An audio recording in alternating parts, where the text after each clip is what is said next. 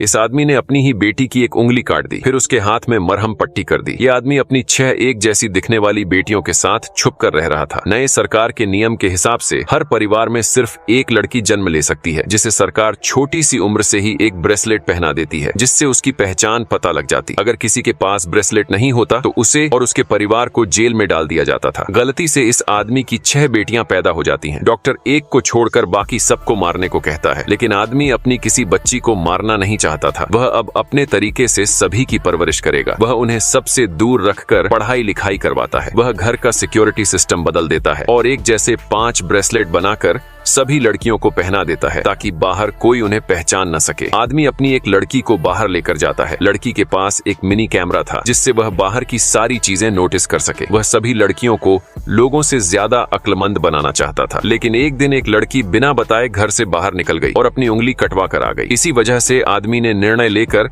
बाकी सभी लड़कियों की एक एक उंगली काट दी, ताकि सभी एक जैसी ही लगें। देखते ही देखते बहुत साल गुजर गए। अब सारी लड़कियां जवान हो चुकी थीं। उनमें से एक बाहर जॉब करती थी और बाहर की सारी डिटेल्स अपनी बहनों को भेजती थी। लेकिन एक दिन ऑफिस की लिफ्ट में जाते समय वह एक आदमी से टकरा जाती है, जो उस पर कुछ ज्यादा ही नजर दे रहा था। तभी रात में एक बहन घर नहीं लौटती और उसका कोई सिग्नल भी नहीं मिल रहा था, क्योंकि वह ही एकमात्र इकलौती बहन थी जो अपनी जान जोखिम में डालकर बाहर काम करने जाती थी। लेकिन घर आते वक्त उसे कुछ ऑफिसर घेर लेते हैं और एक लेडी उन ऑफिसर को उसे मारने का आदेश दे रही थी। उनका भंडा फूटने वाला था। अचानक उनके घर कुछ ऑफिसर गन लेकर रेड कर देते हैं। वे पकड़े जाने ही वाले थे, तभी उनमें से 3 बहनें ऑफिसर को मार गिराती हैं। लेकिन इस हाथापाई में उनकी एक बहन को गोली लग जाती है और वहीं मर जाती है।